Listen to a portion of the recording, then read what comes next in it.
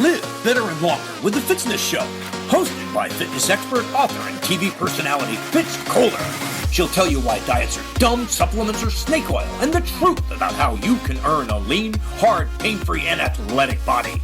Now for our favorite bossy blonde, Fitz Koehler.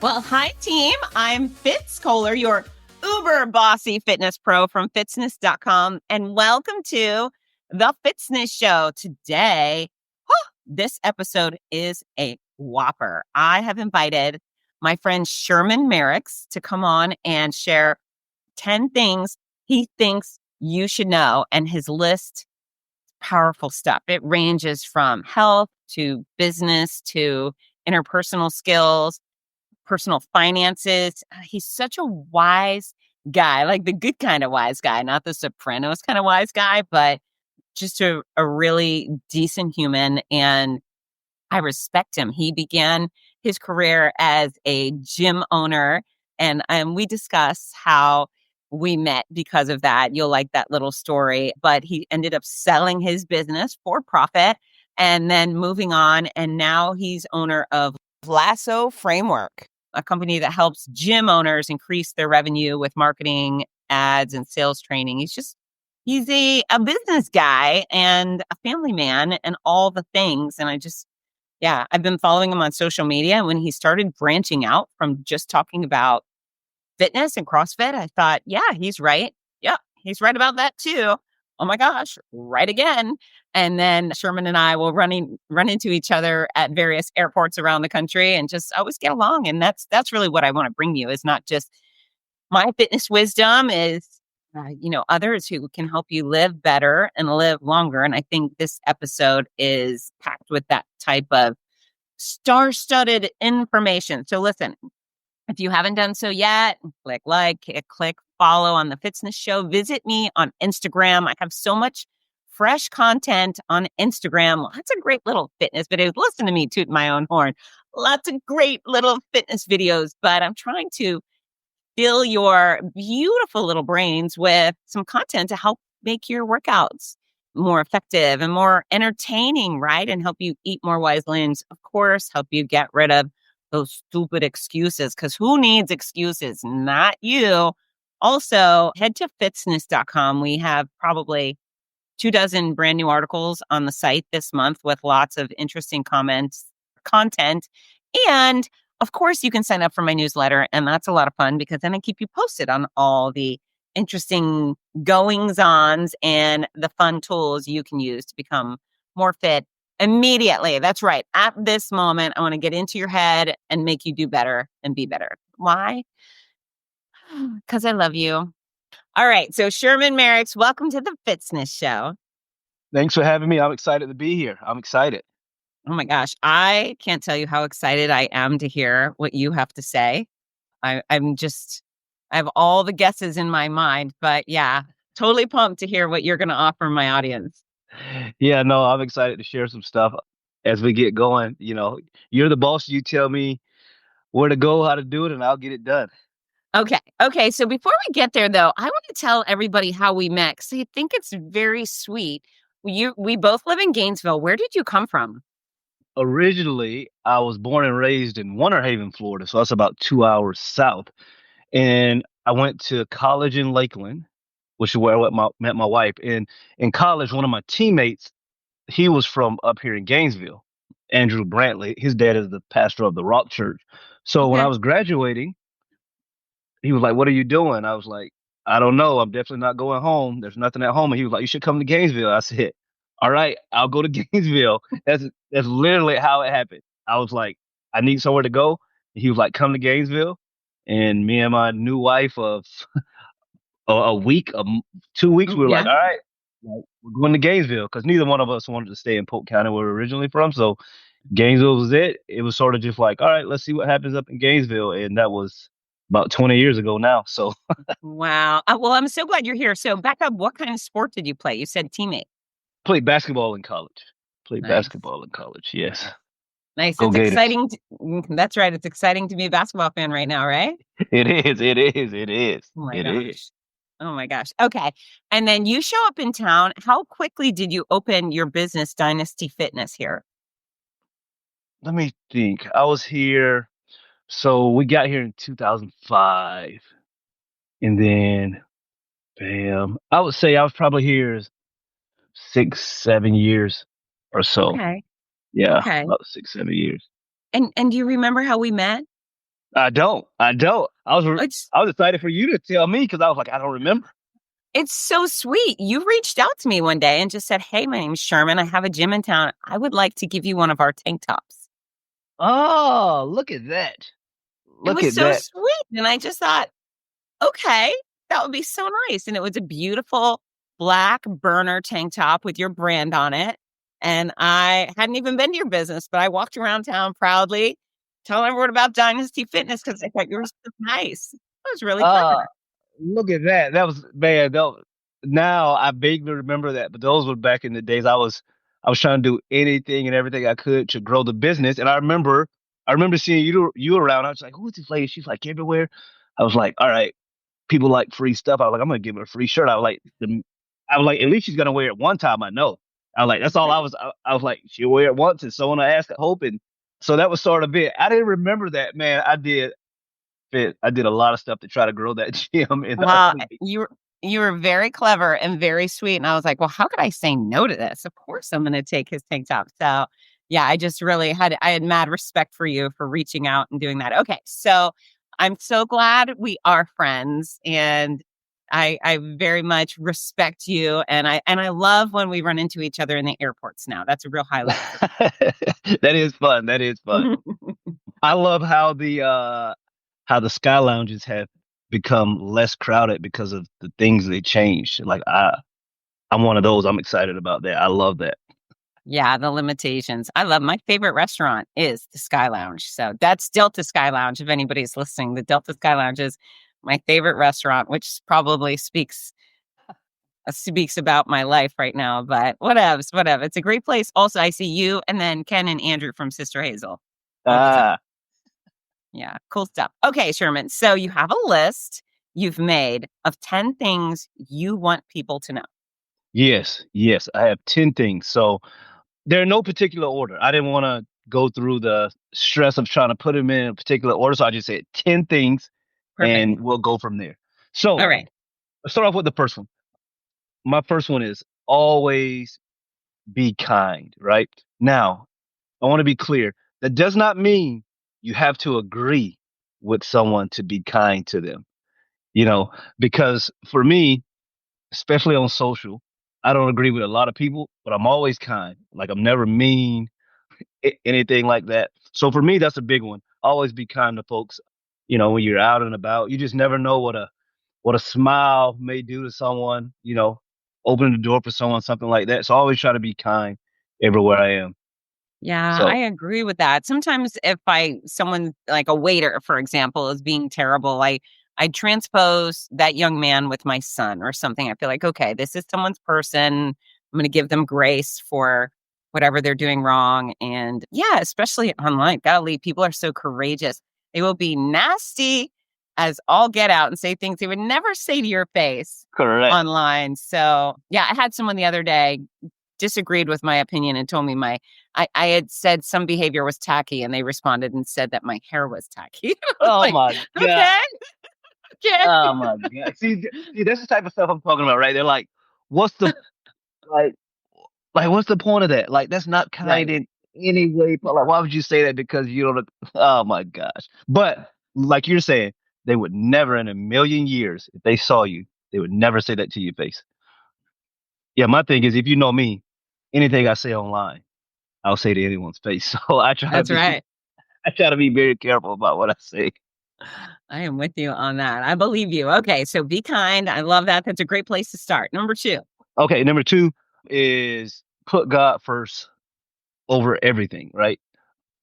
That's a big one for me. My faith is very, very important to me. So, you know, I've been married for 20 years. We have three beautiful kids, been blessed a lot, but none of this happens without me putting God first in my life. Because if I just leave it to myself, right, I'm one of those people that I like to say, okay, if I wasn't a man of God, I would be one of those nice guys. Like I'm a nice guy. People would like me because of my personality and stuff.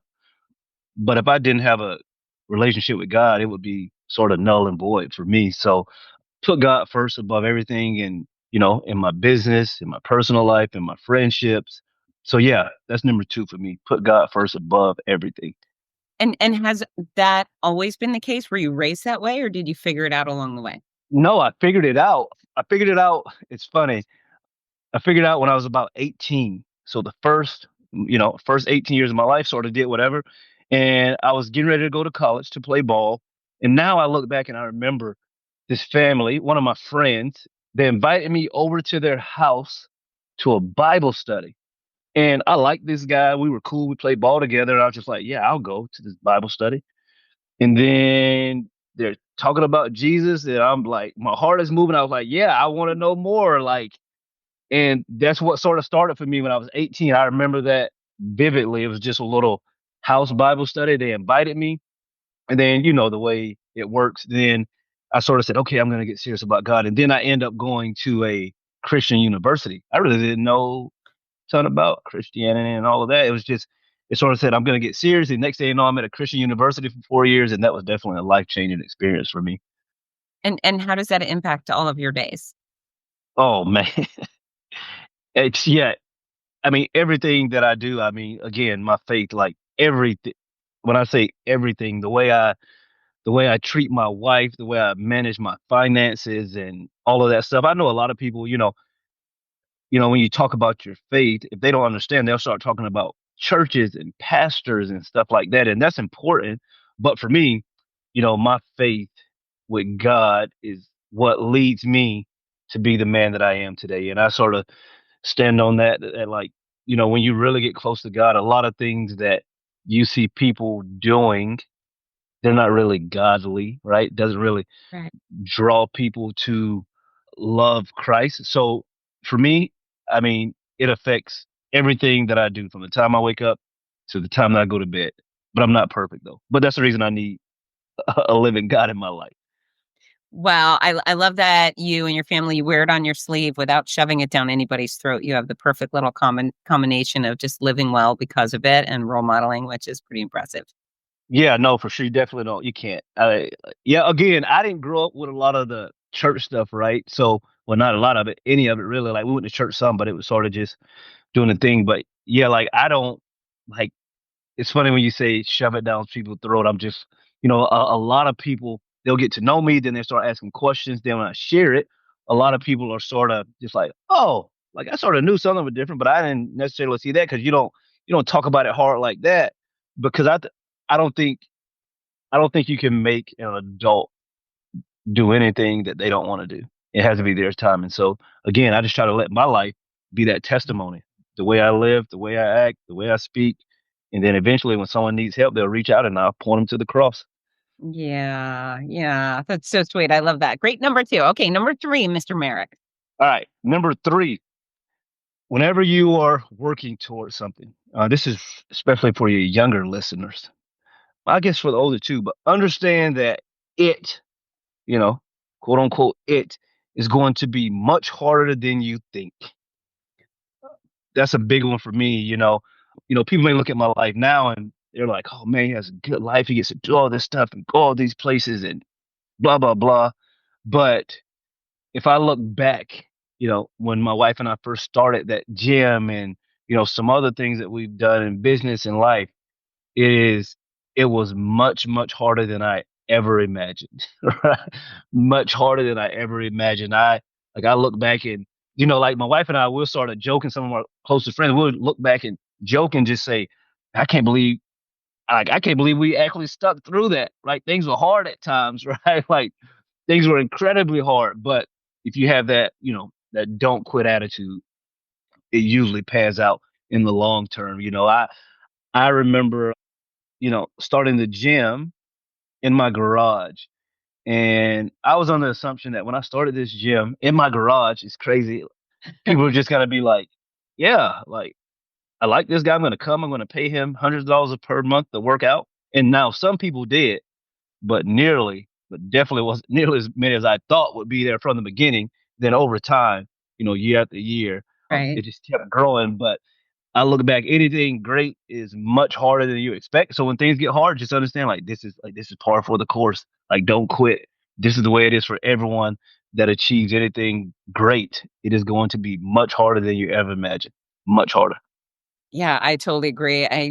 Everything that I have that's of value right now, I pretty much killed myself to get. I mean, it's taken years and colossal efforts and failing, so much failing in my success, but you got to keep going, right? You have to. You have to keep going. Have to keep going.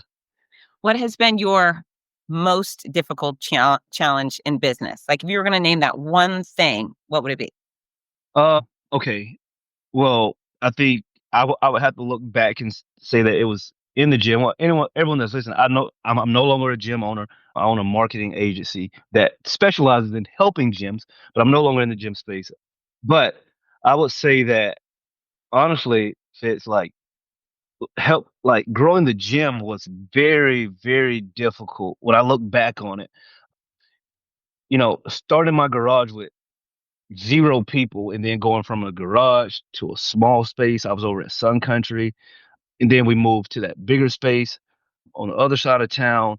When I look back at it, how did I grow a gym from zero people to hundreds of people? Made tons of money, made tons of friends, tons of relationships. And I look back at some of the stuff like reaching out to people that I don't even know and say, "Hey, I have a shirt for you to wear." Like, I was just Yeah. doing the little things that I didn't like. I didn't know if they would have an ROI on them, but I just knew, Yeah. like, again, like if I'm kind to someone, if it ever comes up that I may need some advice or something, like I know this lady, she'll probably help me. I gave her a shirt. Like, if I can at That's least right. I can at least ask her a question because I gave her a shirt all those years ago. But again, it's those small things like that, right? Like, you remember that Mm. vividly. I gave you a shirt. Yeah. And at the time, I did it, but I barely remember that because that was something Yeah. kind that I did to you and that spoke to you. And I think it's funny.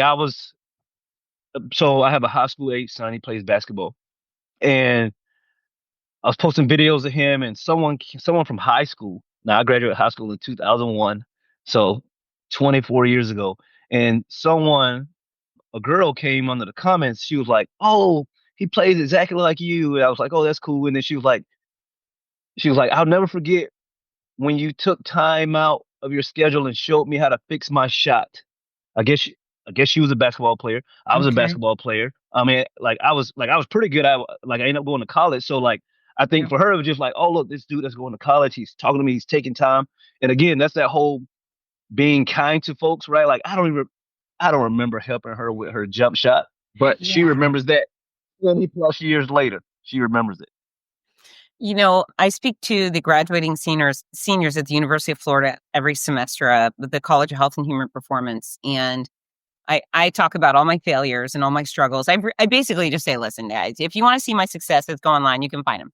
I'm going to tell you where I screwed up. And I know you're going to screw up. Just don't make my same mistakes, right? Yep.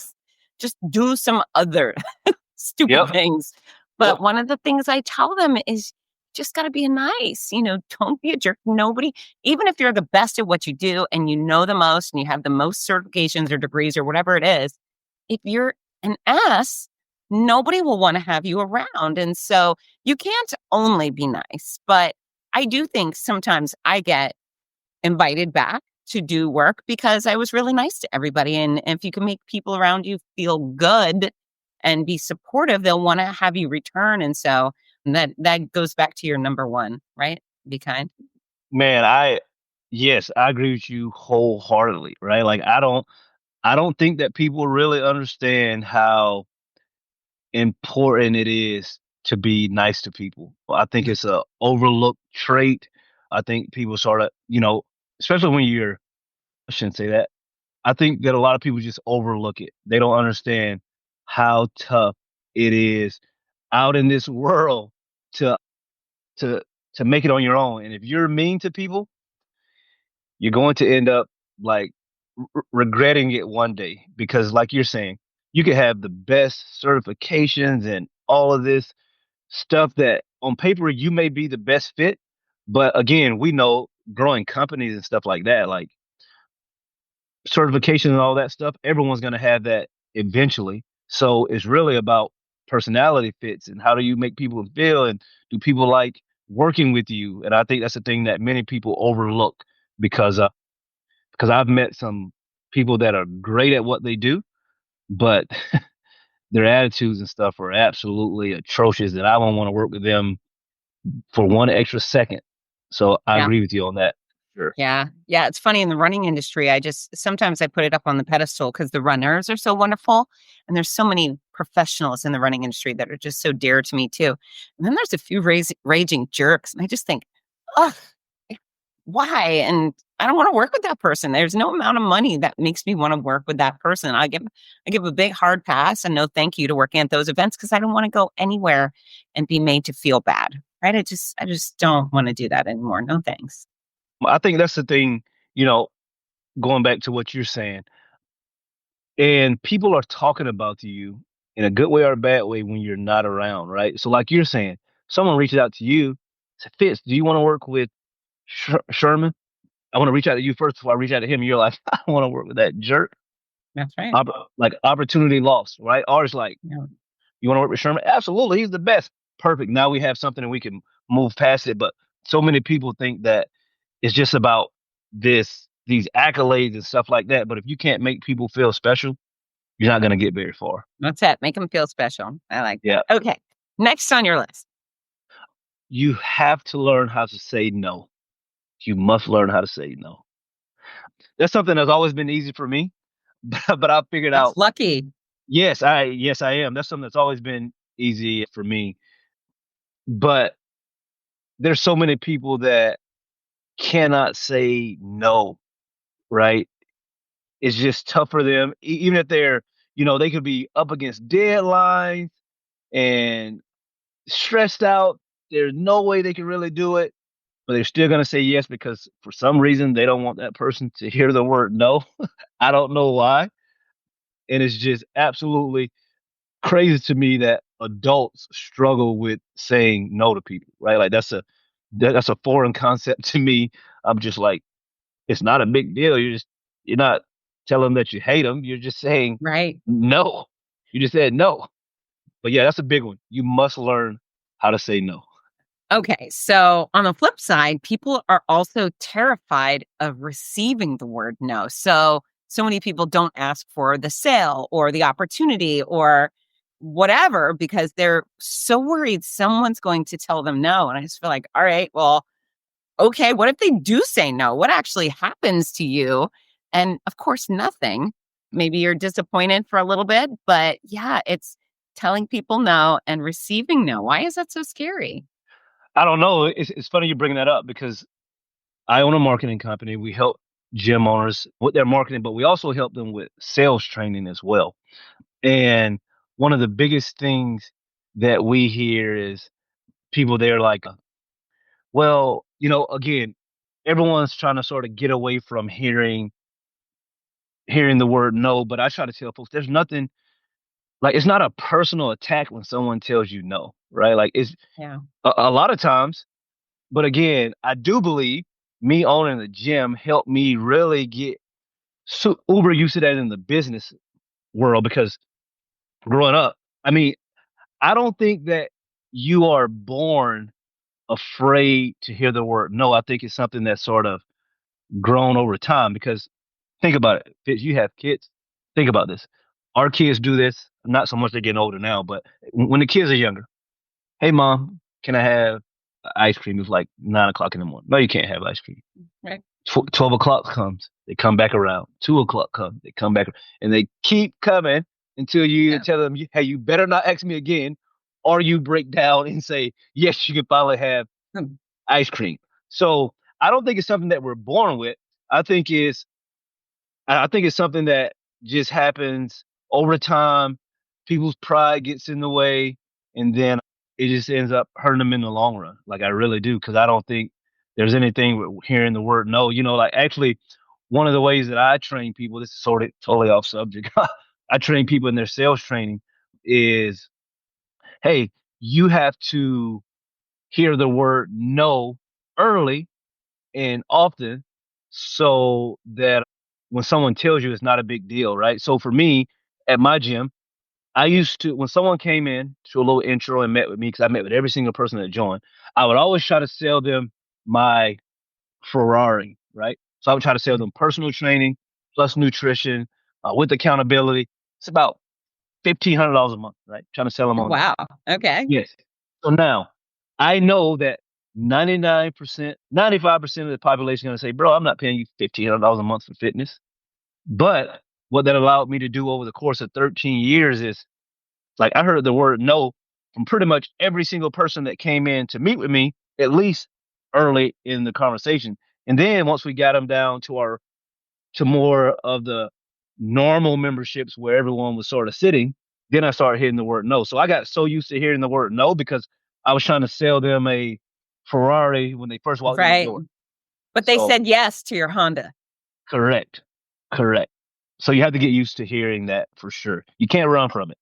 In sales, on average, do you know the statistics? Like, how many times do people hear no versus yes?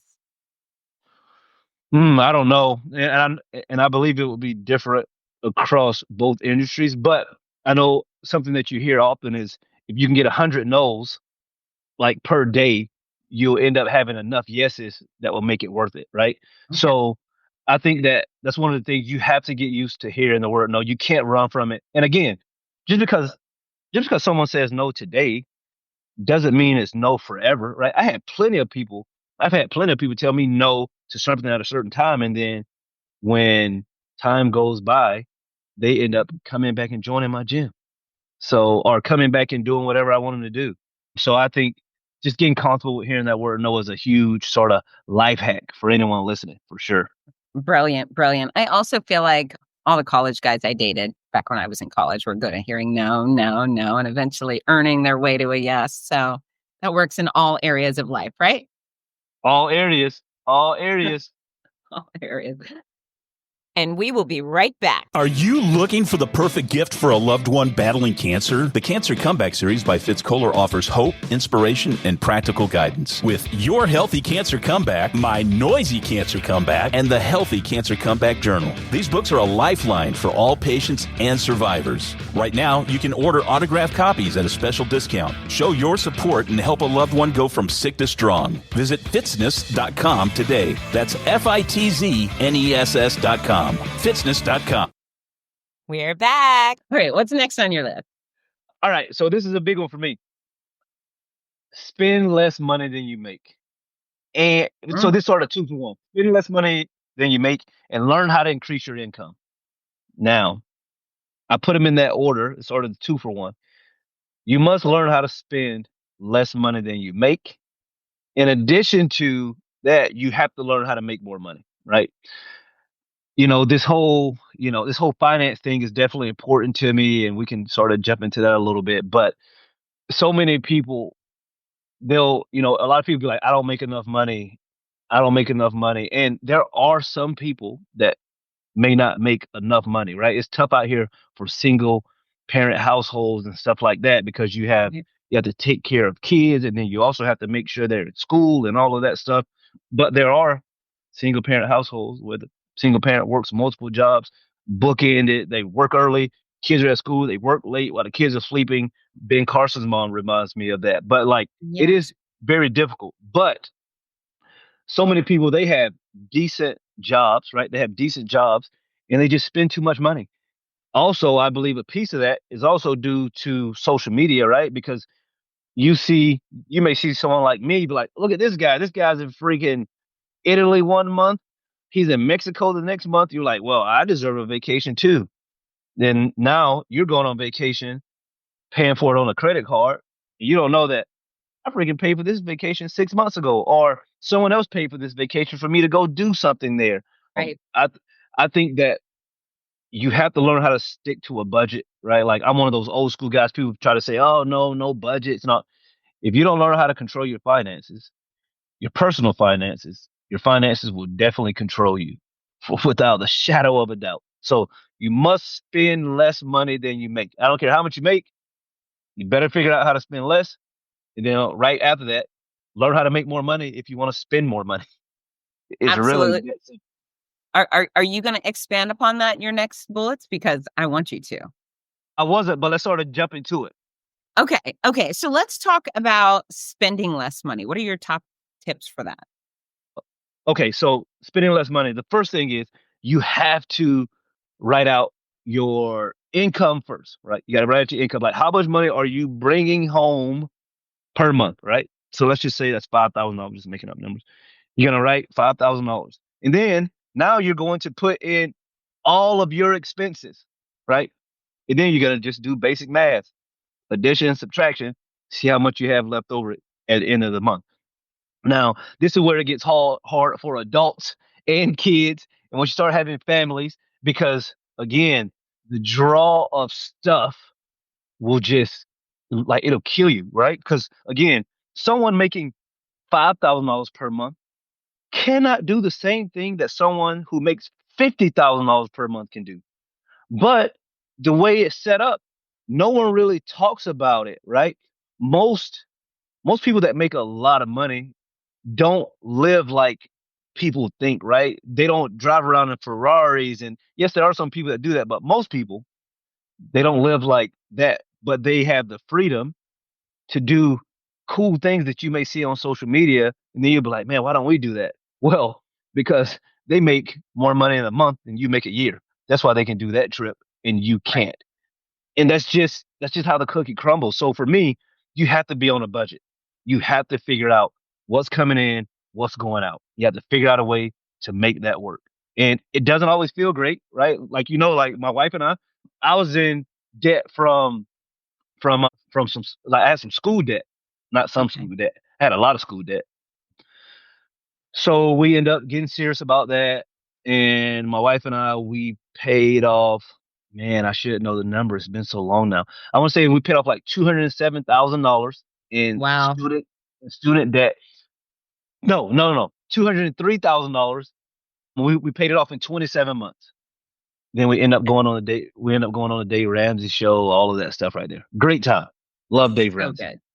So But people would say, "Oh, well, you must have done something or this and that," or like I remember when we went on Fox News, right? I didn't know how mean. This is what I figured out. People could be really mean. People were going nuts because I said you have to get on a budget to pay off your debt, and people start doing math saying, "Oh, 203,000 divided by 27, so that's X amount per month." Most people don't even make that per month, so how can we pay it off? That's a stupid thing to say.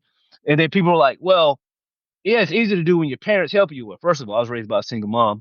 No one helped right. me.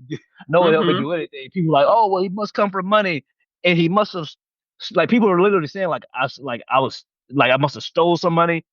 People Oh wrote my God. people wrote like 100. I'm not exaggerating, Fitz. People wrote like 100 negative Google reviews under my business. Oh no. Yeah, it was crazy. Like it was And crazy. all because you recommended Correct. folks get on a budget, pay off Get on a debt. budget. But I said it on Fox News, so half of the Mm-hmm. country's gonna hate it, other half's gonna love it. So it was the half that hated it that were saying all this crazy stuff, and Right. Yeah. The yeah, audacity. the audacity of a black man to say you must pay off your debt. And I was just like, God, like I was raised by a single mom, like no, but obviously I didn't get into the comments. I just love to see some of the comments. People are just with these wild assumptions. I was just like, guys, I wish Yeah. you knew. Like, but again, looking back at that, and like I was petty a couple of times, I must say. Like I went back and said, well, it was actually less than 27 months because I sat on about 50 grand for about 4 months just because I didn't want to do it. So it was actually less than that. But like but like for me, it was just eye opening to see how that definitely inspired a lot of people. Like I look back at it, my wife and I, when we decided to pay off that debt, my wife, thank God, she didn't have any school debt. It was all me. We thought it was going to take us about 6 years to pay it off. Based on my income, we thought it was going to take Right. about 6 years. It was going to take about 6 years because my wife, she's a stay at home. Like she takes care of the wife and kids. She takes care of me, the kids, the house. So I have the easy part. She has the hard part. So we thought that it was going to take us about 5.5 years. Then we end up doing it in 2 years. That just happened because of the goodness of God and the blessing of our businesses. They just once we got serious about it, Fitz, it just started to steamroll. Every single month, I started to make a little more money. I started to put a little more away. Here's the big fallacy. Everyone says, man, that's great. If I made that much money, I can do it. I always say that's a lie because there's a lot of people that would have been in my shoes starting off, of course, but as they started to make more money, they would have been spending more money. That's My right. wife and I, my wife and I, we said, okay, this is what we need to make our expenses work. Everything else that comes in goes to the debt. And that's pretty much what we did. And towards the end, we were paying like 20 grand a month on the debt. Just knocked it out. It was like sort of the perfect storm. There was no interest from the government. It was all great. But yes, living on less than you make is a cheat code for life. Start early. Yeah, it's so important too. I mean, I'm very fortunate that even as a kid, if I owed anybody anything, it gave me a stomachache. I would carry just a real weight in my tummy. I might have been about 20 when I borrowed $400 from my mom for a business project, and then I couldn't handle it. I had this $400 burden on my chest, and it was Yep. agony. And so I paid her back as quickly as possible. And I thought, well, I'm never taking out another loan. And then, of course, I got the house and stuff. But, oh, and student loan debt. This is what I used to do. It's many years ago when I was still personal training. I had a client who I just earmarked her money to my student loan. And so instead of letting her write checks to me, I had her write checks directly to the student loan company. And I would just put those checks in the mail and send them off. And she'd said one day, she goes, "You're so disciplined." I Ah, said, "I'm not disciplined. In fact," and the reality is I am extremely disciplined. When I want something, I do it. And I'm a hunter like you. When I'm on a mission, I make it happen. But I just figured if that money never passes through my bank account, I don't even have the luxury of spending it. It's just I going to go straight there.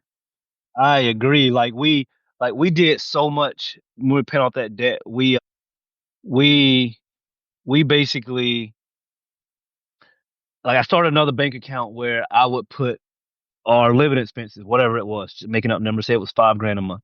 So I would transfer the 5 grand to that account. That's what we lived off of. And everything else would stay in this account that I would pay all the debt off. So like you're saying, I never really saw that money. I didn't start spending extra because Yep. I made more. It was just like I had to be focused on this. But man, Fitz, I didn't know. Like I have some friends that are, they do well, they don't have any debt, blah blah blah. I didn't know how good it was gonna feel because now I look back, that was a great time. It was actually fun doing it. But now being on the other side for 3 or 4 years, that's definitely one of the best decisions I could have made for my family and I. By by by far. And then your house is also paid off, correct? No, my house No. is not. No, Okay. my house is not. No, my house is not. I'm Okay. so I'm a I hope Dave don't listen to this. I'm a huge Dave Ramsey fan. Me I too. don't want I don't want any debt. However, my house, I'll pay off before I retire, whenever that is. But I don't put a ton of extra money on my house. You do the 15-year blah blah blah. But I'm probably gonna build another house soon. I know I just built one. But nevertheless, no, my house is not paid off. Okay. And I don't think I'll pay it off until like just the way like I'll pay it off like the day I retire, be like, I'm gonna make this last payment now just to be done with it. But I don't pay my homes off early. Okay. Okay. Yeah, mine I paid off. I paid it off pretty. I was doubling down, I'm paying way Yes. more than I needed to. And I think I paid it off pretty quickly after I finished chemo. And I remember for some reason, you can't just do that automatic payment online. You have to go into the bank and get some Yep. sort of fancy check. And I was in there and it was just so quiet. And finally, I told the cashier lady, I said, "I'm paying off my house right now." And she goes, "I'm good for you." And I was like, I felt like confetti should have fell from Yeah, the sky and correct. a marching band could have paraded by, but it was awesome. I was proud of myself and I actually not owing that amount. You know what? I say not owing that. As soon as that happened, I immediately started paying on my daughter's college apartment. So whatever. She's about to graduate and then I will start enjoying an Correct. Then you get a extra raise. chunk of money every month. Correct. But yeah, it does feel good to know that all of my expenses are voluntary. Electricity is voluntary. Netflix is voluntary. Cell phone's voluntary. If I wanted to not spend money, then I could just cut things off, right? So You could. Yeah, debt free. It takes away the tummy ache. So I encourage everybody to follow your lead for sure. I agree. Get rid of it. Man, it's game changer. I know the house, like, and we're getting off tangent. The house, for some reason, the house just doesn't excite me to pay off. I don't know why, because I don't want to owe anyone a dime. But for me, like the house, I'm just like, like it's fine, right? Like Right. I'd rather have, all this money over here just sitting, Mm, growing. Like if I want to, I can pay it off, but like there's no rush. yeah. But it's so funny because I'm not like that with anything else, right? Like any of my friends could tell me, like, if we go somewhere, how people be like, oh, well, I'll just pay for it and then you just Venmo me. Like I'm Venmoing before we even, Yeah. like, Yep. I don't want to owe anyone anything, not a dime, except the mortgage company, I guess. I guess I'm okay with that That's for some fine. reason. I don't know why. I don't know That's okay. why. I also think it's important not to keep up with the Joneses. I mean, my Jeep's a 2008, our pickup truck's a 99 F-150, and I don't have any value on going out and buying a 2025 something fancy. I mean, for other people, maybe the car is the most important thing, but I'm happy to have a fun, comfortable car that I pay off with cash and doesn't burden me like that too. So I think just not trying to spend money to impress other people. Well, Stay within your means. Stay under your I means. like I really believe that that's one of the things. So before, what was it? Before last year, I had, like, my wife she had a van that we hauled the kids around, and then I had a 2002 Toyota Camry, had 275,000 miles on it, and I drove that thing forever. People would be like, "How? Like, you live in this nice house, but you drive this crappy car?" I'm just like, well, Yeah. the house is important to me. The car isn't. Yeah. Just don't care. But so many people were just surprised by that because, again, they want you to live this level of expectation that I just Right. wasn't willing to live up to. But then it's funny though. I talk to my wife about this often. So when my car died, I mean, I hadn't bought a car really ever in my adult life because I got that car when I was like 18, 19, 41 now. So when it died a couple of years ago, I was just like, well, I want to buy something. So I go out, I buy a Audi Q7, brand new, and then now I'm like, oh man, like I didn't know cars could do all this stuff.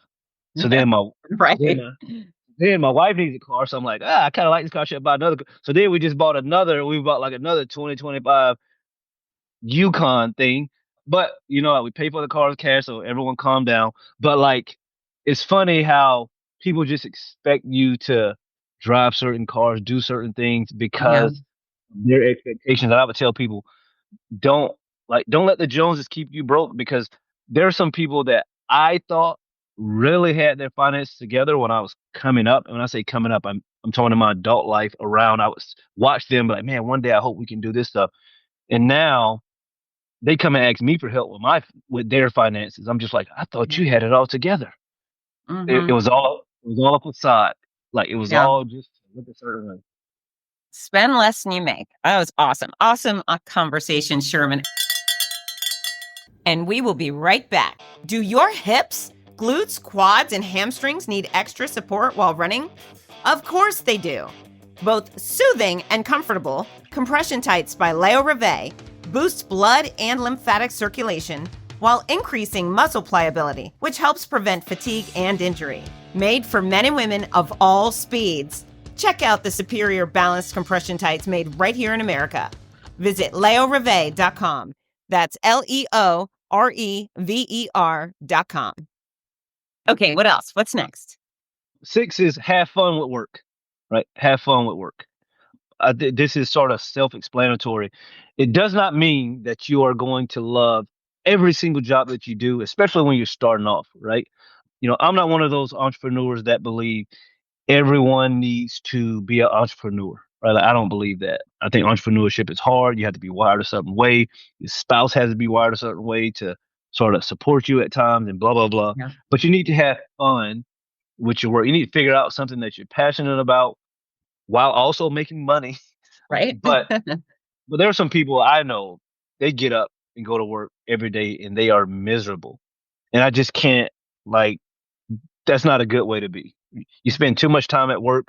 We spend too much time working. So you need to find something that you enjoy and stick with it, right? Stick with something. So find some work that you really can have fun with. I wholeheartedly agree. I'm so blessed to have a career that just fulfills that cup, right? It's money, but it also just makes my heart happy. I've chosen wisely. And I hope folks, if you're in a career that you don't love, you start moving towards it. You don't have to just quit today, but just start leaning into something that you will love. Correct. So, yeah, I think that's a big one. So, have fun with the work. I'm going to give you another one. I'm going to give you Let's number hear. 7. Travel the world. Now, Yeah. I want to have a little caveat with this. Being able to travel the world does take finances, right? So, when I say travel the world, I think before you can travel the world, you must get control of your spending and your finances and stuff like that. But I think traveling the world opens your eyes to just things that you never even could think of. Like me, I grew up single mom in the project, sort of that type of story right there. So growing up, we didn't travel much. We went to Disney and stuff a few times, Yeah. but we Same. didn't even leave. Like we didn't even leave the state too much. We had some family in Alabama and Georgia, so we went there. The first time I was on a plane when I was 18, college, we were playing in a tournament in Minnesota. So we flew. That was the first time I was on a plane. So, but traveling the world just opens your eyes to how big the world is and how there's so much more going on besides what you think or what you may be going through. There's a huge world out there. I will say, I am, my friends call me a diva. I don't know why. I really don't like that. I'm a man, Fitz. I'm a man. But my friends started calling me a diva because I know, like, I feel like I've worked really hard. I've been blessed to get where I am. So, like, I like to travel a certain way when I travel, right? I like I like first class tickets. I like 5-star resorts. But that is not the way you have to travel to see the world. Like you can travel very cheaply. You need a passport. You have to do some planning so that when you get there. But traveling the world just really expands your horizon. My son, I think he's going to be on his first mission trip this year. He's 16. So that's going to be great for him because Wow. right now he just, like, regardless of what he says, he thinks like this is the world, like my parents, our home, our community. But he's going to go on a mission trip and he's going to realize, like, I know it's going to change his life because he's going to see, like, wow, there's a lot going on that I didn't even know about. And I think that we see that every time we travel somewhere, whether it's to Italy, to Rome, to China, like, you see like and there's an entire world out here of people dealing with stuff. So travel the world. I wholeheartedly agree. I had the same story. I grew up in Florida. We almost never left the state. It was Disney or Busch Gardens or SeaWorld, and that was vacation. But first time I left the country was when I worked on a cruise ship. So that's a really affordable way to do it. If you can get somebody to pay you to leave the country. I was a fitness director on board a cruise ship that sailed through Europe, and that was awesome. But I also, it's neat to be exposed to other people, other places, other cultures, Yep. other behaviors. And every single time I left the country, and I've been to some incredible places, it enhanced my patriotism for America. I go over there and I think, what a blessing to be born here. I mean, just the greatest gift of all. And even in first world places, you believe are free, they don't have the same culture we do. And for all my international listeners, I love you too. I hope you're happy where you are. And I do enjoy travel and all the learning and culture that comes with other places. But I'm a ground kisser when I fly back to the States. Man, listen, I agree with you. I tell my kids, like my kids know already, like that little blue passport, that thing is worth its weight in gold when you're traveling. Because that blue passport gets you pretty much anywhere and it can save your life. That's So it. It's your ticket home. correct. And there's not a lot of countries that have, we'll travel, especially with the kids, and they're like, well, why do people have to go through all those lines and have to do all this? Because they don't have this blue passport. This blue passport gets you everywhere rather easily. You have one of those red ones or maroon ones or green ones. You have to jump through some hoops to move to different countries. We don't have to do that. So yeah, travel the world. I love it. Yeah. Where's the favorite place you've been outside the States? Oh man. So honestly, one of the favorite I can't say that one of the favorite places that we've gone to was the Amalfi Coast in Italy.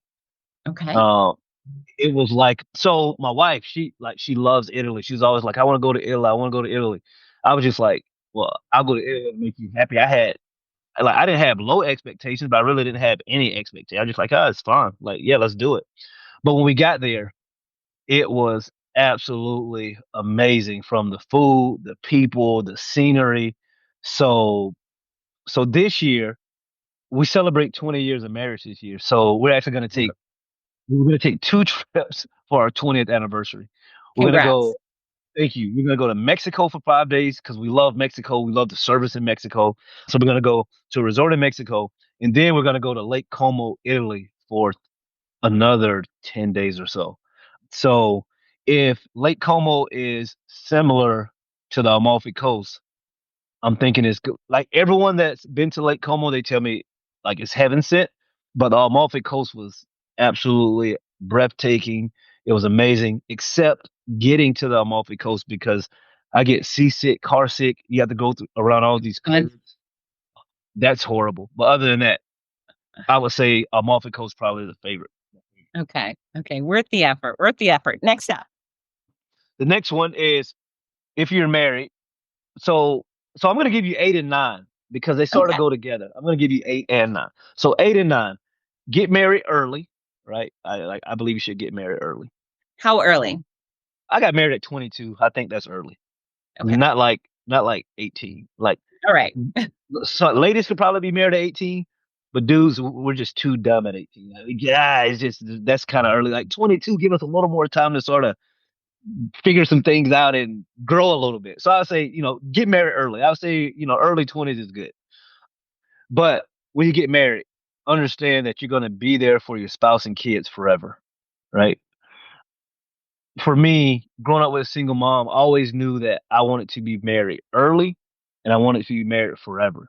So for me, when I met my wife, like, we met at 18, we dated all 4 years of college, and then we got Wow. married. Yes, then we got married right after college. We probably would have got married in college, but neither one of us could really afford to. And her parents definitely wouldn't want her to be distracted. My mom would have probably been like, "All right," but we dated when we were 18, got married at 22. As soon as we graduated, I graduated in May. We got married in August. So we got married as soon as we graduated college, when we could finally do it. But one of the things is, I told my wife, listen, I really don't know how to do this husband thing. I'll do my best. I'll get help, but like, we're not going to get a divorce, right? Like, we're not getting divorced. Like, bad things may happen. I know you're a flawed person. But like, we're not, we're not getting married. We're going to be there for each other forever through the good times and the bad.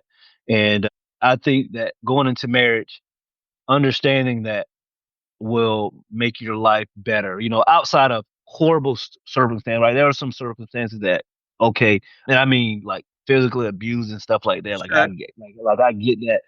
But man, now being 41, my wife's 42.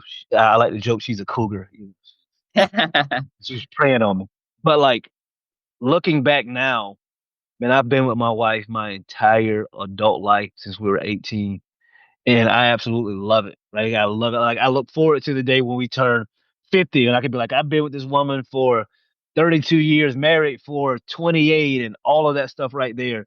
So for me, like, 8 and 9 are, get married early and just know that you're going to be there forever for your spouse and your kids. That's quality stuff, Sherman. Very Yeah, impressive. yeah, no, yeah, I love it. Like, I love it. I think that you know like, it's funny because we'll travel places. We like to travel. I like to travel. My wife likes to travel. So we'll get to places and people, they're always blown away because I always joke around. Black don't crack. So they're always blown away when we'll be like, "Oh, we've been married 15 years." They're like, "How you been married 15 years? Like, how old are you guys?" And now we get to that point where, like, we've been married 20 years and we go somewhere and they're like, "What? How? Like, when did you guys get married? When you're 15?" Like, Oh, no. So yeah, no, like, I just love that. Like, I love being married. So yeah. yeah. And you guys take extraordinary care of yourselves. You're super fit, and she's a bombshell. Yeah. You definitely look fantastic for your ages. Yeah, Oh. so you have to take care of yourself. You only get one Mm-hmm. body. Definitely. Like, it was funny though, because one of the things is like, speaking of, taking care of yourself. I took for granted owning the gym in regards to my fitness. Well, when you own a gym, you're always at the gym, so you're naturally going to work out. Now, I haven't had a gym for a couple of years now, but I have a garage gym now.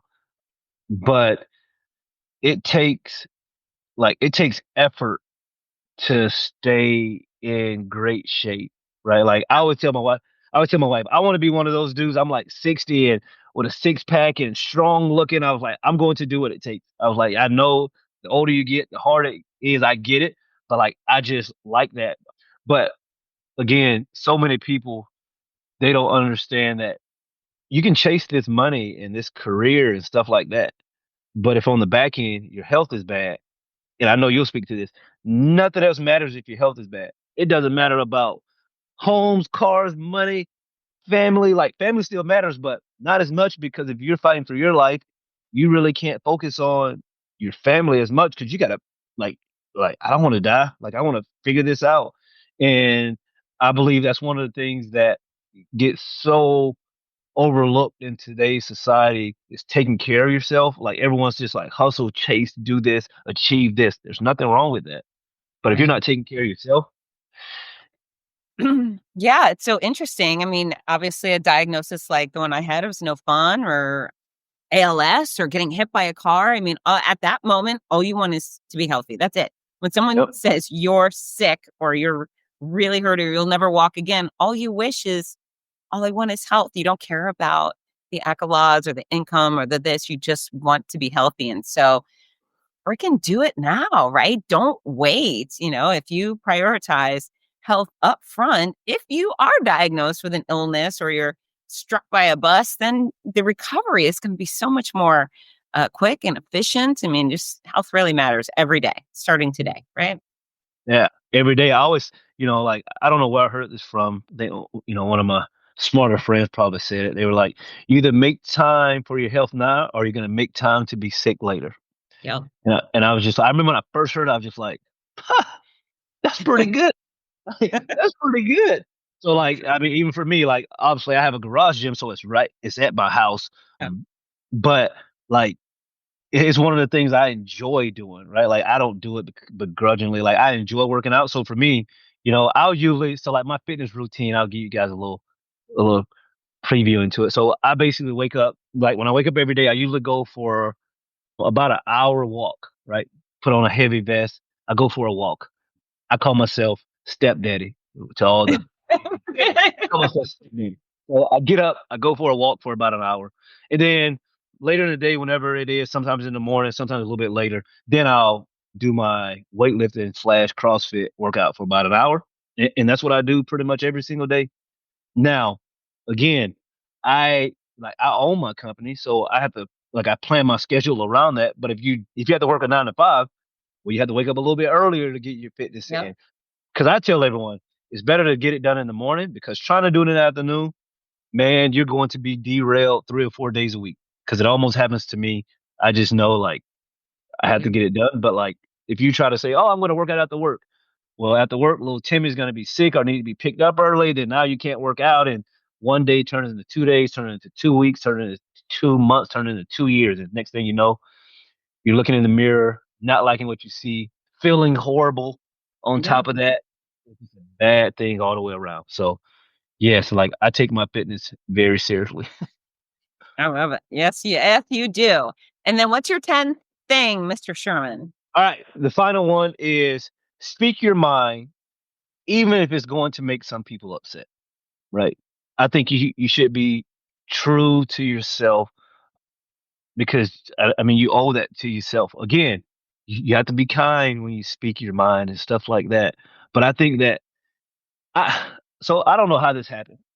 I speak my mind, like we know if you follow me on social. But I I basically just started talking about things, politics in particular. It wasn't on purpose. I was just like, I want to talk about what I want to talk about on social media. So I started talking about politics. Then I realized that, oh crap, a lot of people don't like what I have to say. I didn't know it was going to be like that. But I was just like, but there are a lot of people that do like it. So I was like, well, I'm just going to keep saying what I say.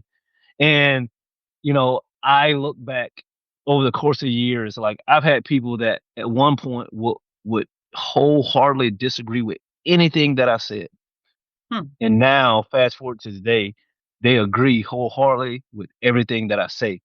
But again, I think that comes back to in the beginning, I was always kind to people, even if you disagree with me. Yeah. We could still go to lunch and have a good time. We may not agree on certain topics, but like I don't think you're a horrible person.